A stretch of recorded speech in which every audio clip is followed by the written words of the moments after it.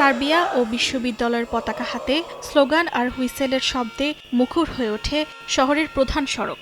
স্থানীয় সময় রোববার সার্বিয়ার দক্ষিণ পশ্চিমাঞ্চলীয় শহর নোভি পাজারে জড়ো হন হাজারো শিক্ষার্থী ও শিক্ষক।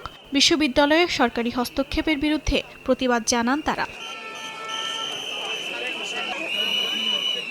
বিক্ষোভকারীদের অভিযোগ, সরকারের চাপের মুখে বিশ্ববিদ্যালয়ের প্রশাসন আন্দোলনকারীদের ছাত্রত্ব বাতিল করেছে এবং কয়েক ডজন শিক্ষককে চাকরি থেকে বরখাস্ত করেছে। পাশাপাশি বিশ্ববিদ্যালয়ের পরিচালনা পর্ষদের পদত্যাগ এবং নতুন রেক্টর নিয়োগের দাবি জানান বিক্ষুব্ধ শিক্ষার্থীরা।